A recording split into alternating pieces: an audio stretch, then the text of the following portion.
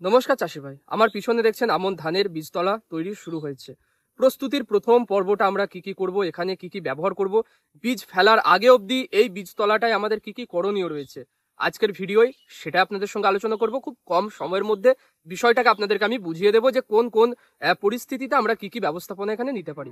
তো ইতিমধ্যেই যারা কিন্তু জ্যাটো করে ধানের রোপণ করবেন বা একটু আগাম ধানটা রোপণ করবেন, হয়তো দীর্ঘমেয়াদী ধানের চাষ করছেন, যেমন হচ্ছে MTU 7029 অর্থাৎ লাল স্বর্ণ, অথবা আপনারা যারা পানের 804 যমুনা চাষ করবেন, অথবা আপনারা যারা হয়তো দীর্ঘমেয়াদী অন্যান্য আরও যে ধানগুলো রয়েছে চাষ করতে চাইছেন, তো সেই সমস্ত ধান চাষ করতে গিয়ে আপনারা যারা আগাম ধানটা রোপণ করবেন তাদেরকে কিন্তু এখন থেকেই বীজতলার প্রস্তুতি শুরু করতে হয়।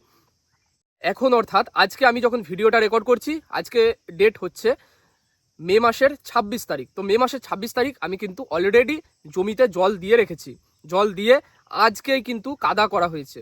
কাদা মানে কি, এটা কিন্তু শেষ চাষ নয়, এটাকে বলা হচ্ছে চাষমই দেওয়া হয়েছে, বা প্রথম জল দিয়ে প্রথম যে চাষটা সেটা দিয়েছি, রোটারে চাষ।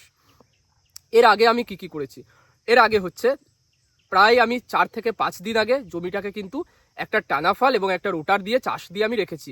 এর কারণ কি, বা এটাই আমার কি সুবিধা হবে, সেটা হচ্ছে বীজতলায় আপনারা দেখবেন প্রচুর পরিমাণে কিন্তু লাইনের মাঝে ঘাস তৈরি হয়, ঘাস বের হয়, পুরনো যে ঘাসগুলো সেগুলো বের হয়। তো সেটা যাতে বের না হয় বা পুরনো ঘাসটা যাতে গোড়া থেকে নির্মূল হয়, সেজন্য কিন্তু কয়েকদিন আগে থেকে চাষ দিয়ে রাখলে কি হয়, পুরনো ঘাসের যে গোড়াটা সেটা শুকিয়ে যায়, পরবর্তীকালে পুরনো ঘাসটা বের হয় না।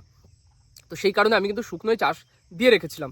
এরপরে হচ্ছে আজকের দিনে গিয়ে আমি কি করেছি, এখানে জল দিয়েছি ভোরের বেলায়, এবং জল দেওয়ার পরে এই খানিকক্ষণ আগেই কিন্তু এটাতে যে প্রথম চাষ, জল দেওয়ার পরে যে প্রথম চাষ বা চাষময় যেটাকে বলা হয়, সেই চাষময় কিন্তু করা হয়েছে। তো চাষময় করা হয়েছে, এরপরে এর ঠিক 5 থেকে 6 দিন পরে আমি কিন্তু এখানে শেষ চাষ বা কাদা করব, এবং কাদা করার পরে বীজতলা যেহেতু একটু সুন্দর করে লেবেল করতে হয়, সুন্দর করে সমান করতে হয়, যাতে করে কোথাও ডোবাডুবি না থাকে, এবং ডোবাডুবি থাকলে কি হয় বলুন তো, সেই জায়গায় বীজটা পচে যায়, বীজটা কিন্তু বেরোয় না, অঙ্কুরোদ্গমটা নষ্ট হয়ে যায়, সেখানে বীজটা কিন্তু পাতলা হয়ে যায়। সেই কারণে আমরা কি করব, শেষ চাষ দেবার পরে আমরা কোনো একটা বস্তু নিয়ে, তাতে করে হোক মই হোক বা কোনো একটা তালের বাখড়া হোক, যে কোনো একটা কিছু দিয়ে আমরা কিন্তু কাদাটাকে ভালো করে সমান করব। সমান করার পরে আমরা বীজগুলো ফেলবো। তো এই যে প্রথম চাষ দিলাম আমি, আপনি এখানে ভিডিওটা দেখলেই বুঝতে পারবেন যে এখানে জমিটাতে জল দিয়ে প্রথম চাষমইটা করা হয়েছে, এবং এরপরে 5 থেকে 6 দিন পরে কিন্তু শেষ চাষ দেওয়া হবে বা কাদা করা হবে। তো এই সময়ের মাঝে কিন্তু আমাদেরকে বীজতলার জন্য প্রয়োজনীয় বা যেটুকু দরকার সেই পরিমাণ কিন্তু সার ব্যবস্থাপনা এখানে গ্রহণ করতে হয়। কি কি সার দেবো, প্রথম প্রশ্ন হচ্ছে এটা। আমার মতো করে যদি আপনারা চাষ করতে চান, তাহলে আমি বলবো এখানে আপনারা এই মুহূর্তে কাদার সময় কোনো রকম রাসায়নিক সার ব্যবহার করবেন না। বাড়িতে বা বাড়ির আশেপাশে বা আপনার গ্রামে যেখানে হোক, আপনি কোথাও না কোথাও কোনো না কোনো জায়গায় 2 থেকে 3 বস্তা গোবর সার জোগাড় করতে নিশ্চয়ই পারবেন। পুরনো পচানো একদম কালো গোবর সার, যে গোবর সারের মধ্যে এক ছিটে ফোঁটাও যেন কাঁচা গোবর না থাকে, পুরনো, আমি বলতে চাইছি 1 বছর থেকে 2 বছরের মধ্যেকার যে পুরনো পচানো গোবর সার, যেটা অলরেডি সারে পরিণত হয়েছে, কালো সারে তৈরি হয়েছে, লাল রঙের গোবর সারে পরিণত হয়েছে, এমন গোবর সার আপনাদেরকে আমি নিতে বলছি। তো আমি বলছি আপনারা প্রত্যেক 5 কাঠা জমির জন্য, 1 কাঠায় হিসেব করে বলছি না, প্রত্যেক 5 কাঠা আপনি ধরুন বীজতলা তৈরি করছেন, প্রতি 5 কাঠার জন্য আপনারা কিন্তু কমসে কম 1 বস্তা 50 থেকে 60 কেজি গোবর সার ব্যবহার করবেন। পরিমাণটা আপনি এর চেয়ে কমও নিতে পারেন, পরিমাণটা এর চেয়ে আপনি বেশিও নিতে পারেন। কেন বলছি, গোবর সার হচ্ছে জৈব সার, কিন্তু এর মাত্রা যদি সামান্য জমিতে বেশি হয়ে যায় বা কম হয়ে যায়, বিরাট কিছু কিন্তু এটা ক্ষতি করে না, বা বিরাট কিছু কিন্তু সমস্যা হয় না। তার কারণ হচ্ছে গাছের যেটুকু দরকার, গাছের যেটুকু নেওয়ার ক্ষমতা সেটুকু নেবে, বাকিটা জমিতে পড়ে থাকবে, এবং পরবর্তীকালে আবার যখন সেখানে আপনি বীজ তুলে নেওয়ার পরে ধানে রোপণ করবেন, সেই গোবর সারটা পুনরায় আবার কিন্তু ধান গাছ নিতে পারে। সেই জন্য আপনি 2 বস্তার জায়গায় যদি 5 বস্তাও দিয়ে দেন, বিরাট কিছু কিন্তু মানে অসুবিধা হবে না। হ্যাঁ, তবে পরবর্তীকালে আপনাকে রাসায়নিক সারটা কিন্তু মাত্রায় ব্যবহার করতে হবে।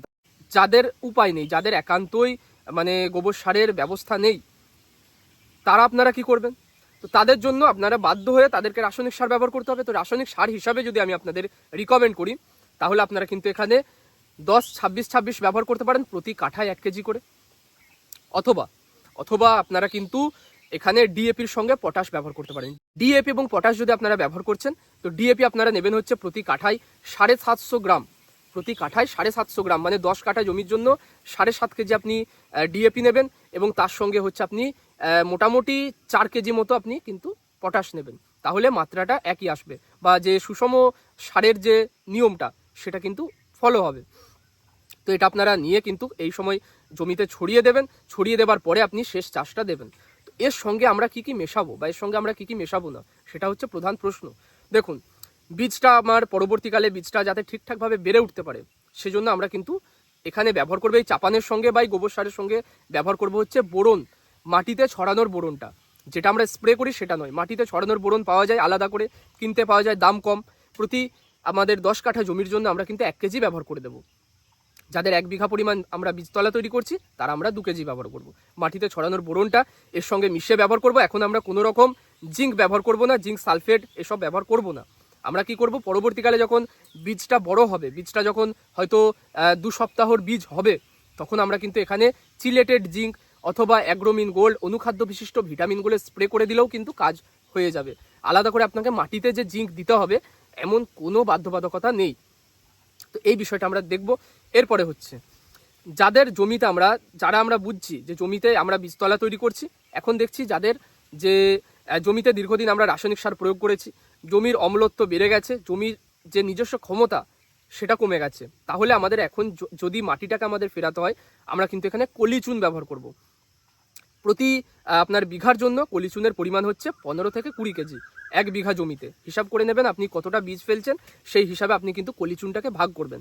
5 কাঠা যদি আপনি বীজ ফেলছেন 5 কেজি ব্যবহার করবেন, 10 কাঠা বীজ তলার জন্য আপনি 10 কেজি ব্যবহার করবেন। তো কলিচুন কাকে বলে? কলিচুন আপনি ওই যে বাজার থেকে যে চুনটা কিনে আনছেন, শুকনো চুন, সেটা হচ্ছে ক্যালসিয়াম অক্সাইড। তো ক্যালসিয়াম অক্সাইডটাকে ডাইরেক্ট আপনি কিন্তু ছড়াবেন না, আপনি বাড়িতে ভেজাবেন। সেই ভেজানোর পরে সেই যে ভেজানো অবস্থাটা, সেটাকে বলা হয় কলিচুন বা ক্যালসিয়াম হাইড্রোক্সাইড। তো এই যে কলিচুন আপনারা ব্যবহার করলে কি হবে, আপনার যে মাটির নিজস্ব প্রাকৃতিক যে ক্ষমতাটা, তার যে উর্বরতা ক্ষমতাটা, সেটা ফিরে আসবে। কলিচুন কিন্তু আপনারা বীজ ফেলার কমসে কম 7 দিন আগে ব্যবহার করবেন, বুঝেছেন? কমসে কম 7 দিন আগে। কারণ চুনের তৎক্ষণাৎ আপনি যদি ব্যবহার করে বীজ ফেলেন, সেক্ষেত্রে কিন্তু বীজের মধ্যে একটা ব্যাড এফেক্ট দেখা যাবে। চুন হচ্ছে অত্যধিক জলে যখনই পড়বে অত্যধিক গরম এবং তাপ উৎপন্ন করবে। সেই জন্য আপনাদেরকে আমি বলেছি কি যা কলি চুন ব্যবহার করার জন্য, অর্থাৎ চুনটা আপনি গুঁড়ো চুন বাড়িতে কিনে আনবেন, কিনে এনে জলে ভেজাবেন। জলে ভেজানোর পরে তার সমস্ত তাপটা বের হয়ে যাবে এবং তারপরে আপনি কিন্তু জমিতে ছড়াবেন। তো যারা বুঝছেন যে জমির অম্লত্ব বেশি আছে, পিএইচ ভ্যালুটা হয়তো হেরফের হয়ে গেছে, পিএইচ ভ্যালুটা কমে গেছে, তাদের জন্য আমি বললাম চুনটা ব্যবহার করার কথা। এরপরে হচ্ছে আমরা কি জানি যে আমাদের আমন ধানে প্রচুর পরিমাণে খোলা পচা লাগে, প্রচুর পরিমাণে ব্লাস্ট লাগে, ব্লাস্টের পরিমাণটা বেশি থাকে। তো সেটা কেন হয় আমরা জানি, সেটা হয় কিন্তু মূলত ছত্রাকের জন্য।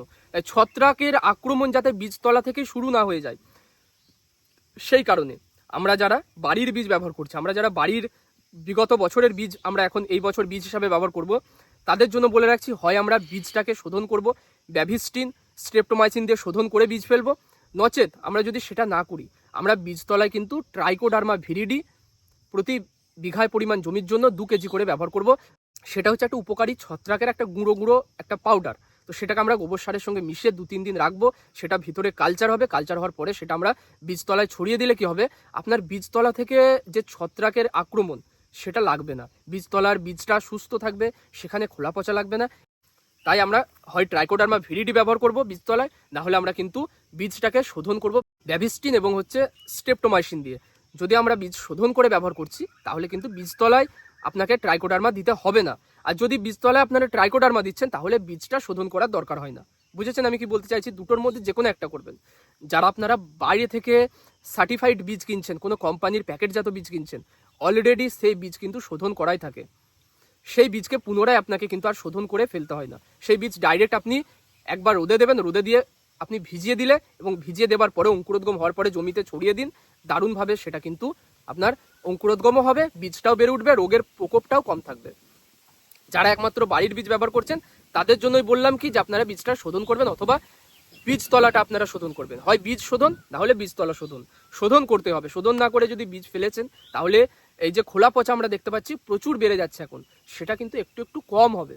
হবে না এমনটা বলবো না, কম হবে, এটুকুই। তো বিষয়গুলো আপনাদেরকে আমি বুঝিয়ে বললাম। বীজতলা এই যে প্রথম চাষময় এবং শেষ চাষ, অর্থাৎ বীজ ফেলার আগে অবধি আমরা কি কি এখানে করব, সেটা আপনাদেরকে বলেছি। আর অবশ্যই এটা মনে রাখবেন, প্রথম জলটা ভরে দেবার পরে, প্রথম চাষ দেবার পরে কমসে কম আপনি কিন্তু 4 থেকে 5 দিন সেটাকে ডুবিয়ে রাখবেন জলে। কাদাটা তৈরি করবেন, সঙ্গে সঙ্গে বীজ ফেলে দেবেন না, প্রথম চাষ দিয়ে বীজ ফেলে দেবেন না। তাতে করে কিন্তু আপনার শিকড়টা ঠিকঠাকভাবে আপনার মাটিকে ধরতেও পারবে না, প্রথম কথা। দ্বিতীয়ত হচ্ছে আপনার কিন্তু যখন আপনি চারাটাকে তুলবেন অন্য জমিতে রোপণ করার জন্য, সেটা দেখবেন ছিঁড়ে আসবে, উঠে আসবে না, ঠিকঠাকভাবে আপনি বীজটাকে তুলতে পারবেন না। তাই আপনারা যদি কাদাটাকে পচাতে পারেন, 5 দিন 6 দিন 7 দিন পচাতে পারেন, আপনার কিন্তু বীজটা সহজেই তখন উঠে আসবে। এবং বীজতলা জল কোনো সময় শোকাতে দেবেন না। যদি মাটি ফেটে যায়, যদি আপনার ধরুন মাটিটা ফেটে গেছে, পরবর্তীকালে কিন্তু বীজটা আপনি যখন অন্য জমিতে রোপণ করার জন্য তুলবেন, সেটাতে সমস্যা হবে। ভিডিওটা অনেকটা লম্বা হলো, আমি আশা করছি যে বিষয়গুলো আমি আপনাদেরকে বোঝানোর চেষ্টা করলাম সেগুলো আপনারা বুঝেছেন। তবুও যদি কোনো সমস্যা থাকে, আমার হোয়াটসঅ্যাপ নাম্বার তো ডিসক্রিপশনে দেওয়া রয়েছে, আর কমেন্ট বক্স খোলা রয়েছে, কমেন্ট করবেন। আমি যদি দেখি নিশ্চয়ই সেটার উত্তর দেওয়ার চেষ্টা করব। তো আজকে ভিডিওটা এখানে শেষ করছি। ভালো লাগলে অবশ্যই একটা লাইক করবেন, চাষি বন্ধুদের মধ্যে শেয়ার করবেন, আর আমাদের এই চ্যানেলে যদি প্রথমবার এসে থাকেন, অ্যাগ্রি ট্যাকটিক্স চ্যানেলটা সাবস্ক্রাইব করে বেল আইকনটা বাজিয়ে দেবেন।